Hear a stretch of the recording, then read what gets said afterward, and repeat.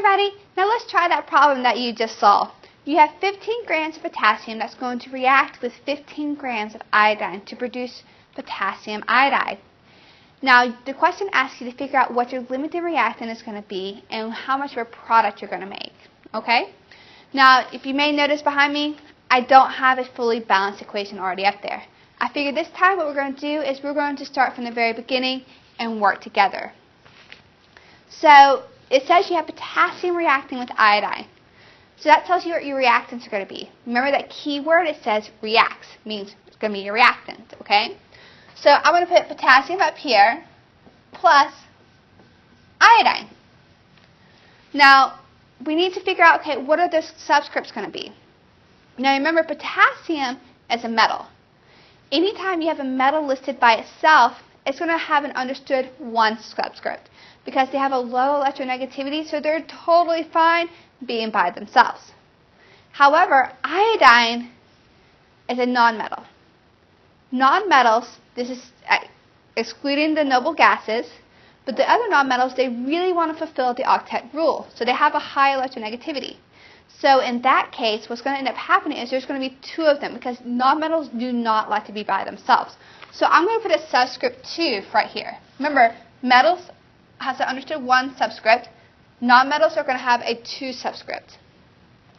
And it's going to yield potassium iodide. Now with this case here, you have to follow the rules of oxidation. Okay? So I'm going to list potassium up here and iodide here. We need to know what their oxidation numbers are going to be. Now potassium falls in column 1. Remember I said any of the metals found in column 1 will always have a +1 oxidation number. So I'm going to put +1 up above it. Iodine is a halogen. It's in group 17. Okay?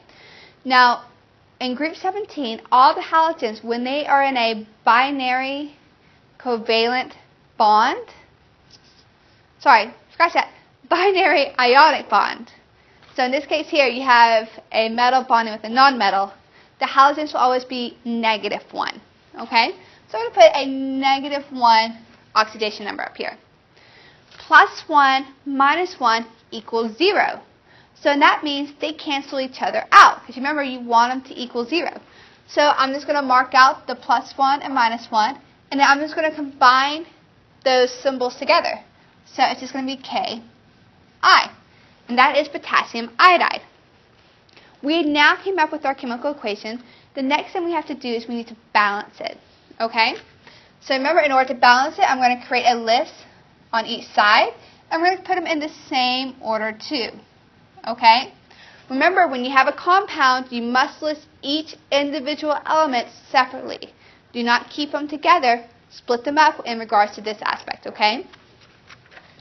Now, I have only 1 potassium on my reactants. I have 2 iodines on my reactants. Over on my products, I have 1 potassium and 1 iodine.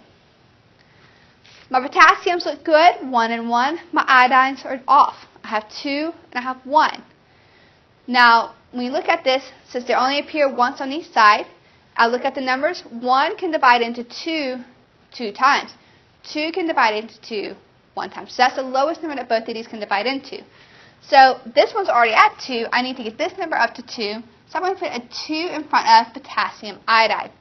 Please keep this in mind. It's very, very important. Do not try to insert the coefficient in the middle of the compound. That is a big no-no. You cannot do that. It always has to go in front. Think of your coefficients being as the leaders. You're always going to have your leaders at the front of the group, okay? So that means I need to distribute this 2 out with all the elements involved in this compound. So 2 times the understood 1 subscript for potassium is going to give me 2. 2 times the understood 1 subscript for iodine is going to give me 2. Well, look here. My iodines look great, but what do we just do? Potassiums are off. Not a big deal, though. I have 2 on my products, 1 on my reactants. The lowest number that they both can divide into is 2. 2 divided by 2 is 1. Don't have to do anything here. 2 divided by 1 is 2. So I'm going to put a 2 out here in front of potassium. 2 times the understood 1 is going to give me 2. I now have a fully balanced equation. So now that I have this, I can go forward with doing the rest of the math. Let me get all this stuff erased to make it easier to have more room. Okay. So remember, we said we had 15.0 grams of potassium, 15.0 grams of iodine, okay? We're trying to figure out how much of our product we can make, okay? So you can start with either one of them, doesn't matter which one. I'm just going to start with potassium because it was listed first in the problem. So for potassium, I have 15.0 grams. Set up my T-chart. The very first thing I need to do is convert grams of potassium to moles of potassium. And I do that using my molar mass of potassium. So what you should get for your molar mass of potassium is you should have 39.10 grams for every 1 mole. Now remember, the grams go on bottom because I need them to cancel out. So my grams cancel out, leaving me with moles of potassium. Now that I'm in moles, I can convert from moles of potassium to moles of potassium iodide using my mole ratio, the coefficients. So I'm going to look for potassium. It has a 2 coefficient, so I'm going to put the 2 moles of potassium on bottom. I need to end up with moles of potassium iodide on top, so I'm going to look for that. It has a 2 coefficient, so 2 moles of potassium iodide up on top. Moles of potassium cancel out. So all I have left to do is find my molar mass of potassium iodide and then plug that in here in order to get grams of potassium iodide. When you do the math, what you should have gotten for potassium iodide is 166 grams of potassium iodide for every 1 mole of potassium iodide. So the moles cancel out. I've reached my destination of grams of potassium iodide, so all I have left to do is do the math. When you do that, you should have gotten 63.683 grams. I'm not done yet, though, because remember, you have to give me your answer with significant digits. Go back to the starting point, 1, 2, 3, significant digits. Go to my answer, 1, 2, 3, round the 6 based off the number behind it, which is an 8, so it means I need to round that 6 up. So my answer is going to be 63.7 grams of potassium iodide. Okay, we're halfway there. Now we need to do another mass-to-mass conversion, but this time we're going to be working with iodine, okay? So my starting point for iodine is 15 grams as well. So that's my T-chart. I need to go from grams of iodine to moles of iodine, so I'm going to be using my molar mass of iodine. So when you find your molar mass, you should have calculated it out to be 253.8 grams of iodine for every 1 mole. Now I had to put the mole on top because that's what I needed to convert it to. The grams went on bottom because I need the grams to cancel out. So my grams of iodine cancel out. From here, I'm going to go from moles of iodine to moles of potassium iodide. When I do that, I'm going to look at my coefficients. Look for iodine. Has an understood 1 coefficient, so I'm going to put the 1 mole down on bottom so I can cancel out. And then the 2 moles of potassium iodide up on top. Now remember, when you're doing these mass-to-mass conversions and you're doing limiting reactant problems, remember the last part is going to be the same for each mass-to-mass conversions when you're just trying to figure out the mass of your product. So I'm just going to take this part here and just put it right here again. So 166 grams of potassium iodide for every 1 mole.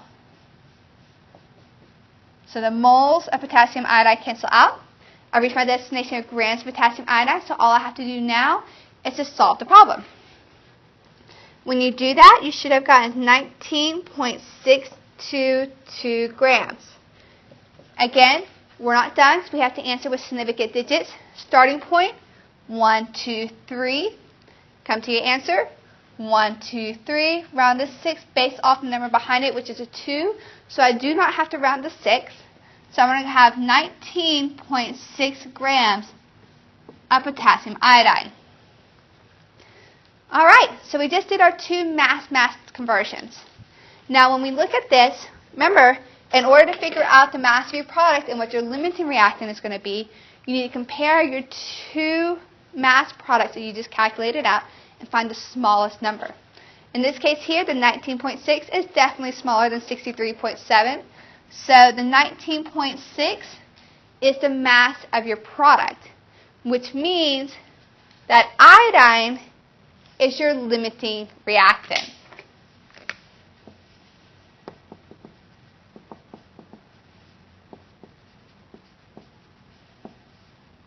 Okay? So we figured out what our limiting reactant is. It's going to be iodine. Our theoretical yield, or the mass of our product, is going to be 19.6 grams. Once I run out of this 15 grams of iodine, I cannot produce any more than 19.6 grams of the product. I can't produce any more because I have no more iodine, which means that the potassium is going to be my excess reactant. Now, sometimes you're asked to find, okay, well, how much excess or how much leftovers are you going to have of that excess reactant? Well, in order to answer that question, you need to know what your limiting reactant is going to be. Once you know what your limiting reactant is, any other calculations you're going to be doing is all going to be starting with your limiting reactant, because that's going to control the outcome of everything else. So when you're asked to figure out the mass of your leftover reactants, how much leftover you're going to have, here's the trick. You have to do another mass conversion. But this time, you're going to be going from your limiting reactant to your excess reactant. Okay? So let's try an example of that. So in this case here, we figured out iodine is our limiting reactant. Okay? So we're going to start from iodine, and we're going to figure out the mass of our of potassium. Now this mass right here is going to tell you how much we're going to use.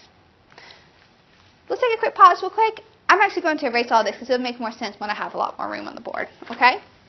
So just give me 1 second.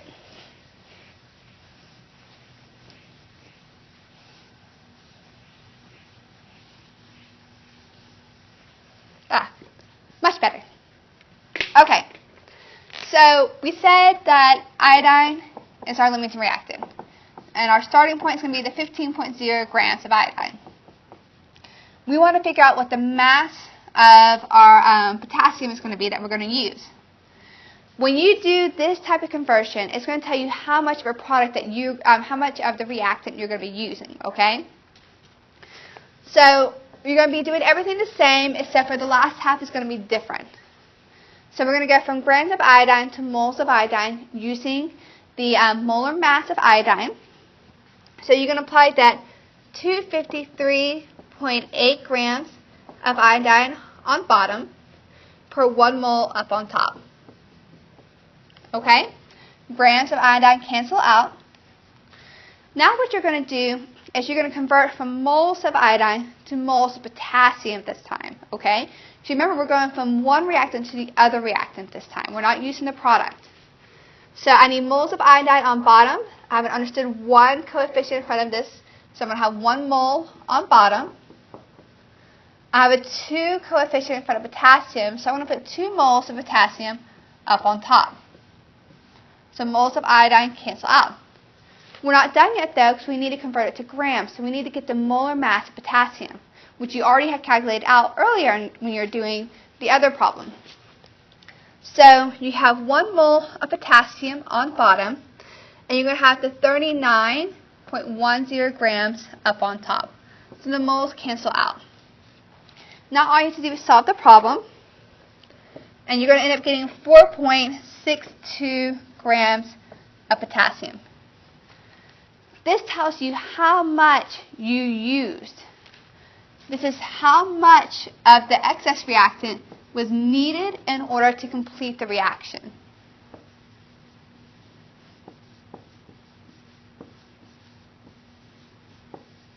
So how much needed of excess reactant?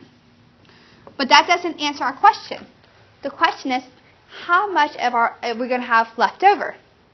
To figure out how much we're going to have left over, you're going to go back and say, okay, well, I gave you 15 grams of potassium. I only needed to use 4.62 grams. So I'm going to subtract that from the 15 grams. When you subtract that, you're going to end up getting 10.38 grams of potassium. Now, if I ask you to give this to me in significant digits, remember when you're doing adding or subtracting, that rule applying to that is going to be different from multiplying and dividing. So in this case here, you're going to go and figure out where the last significant digit is. Here, the last one is just 0. Here's the 2. The one that's furthest to the left is going to dictate where it's going to be dropped off. So here, 1 decimal place, this is the second. So I'm going to cut it off right here. Okay? I'm going to round this 3 based off the 8 behind it. So my answer is going to be 10.4 grams of potassium. This right here is how much leftover I'm going to have.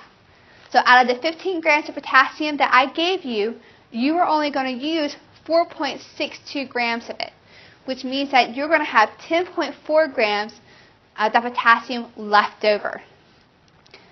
Now at this point here, what I would like to do is have you guys stop, go to Moodle. There's a practice assignment in there for you. Most of it's going to be doing finding your limiting and your excess reactant and the mass of your product, but I will have 1 or 2 problems where you have to figure out how much of your leftover excess reactant you're going to have, okay? If you have any questions, please don't hesitate to let us know tomorrow when we come to class. Be prepared. Tomorrow we're going to be doing a fun lab, so please make sure that you go to the home ec room for this class. Have a great night.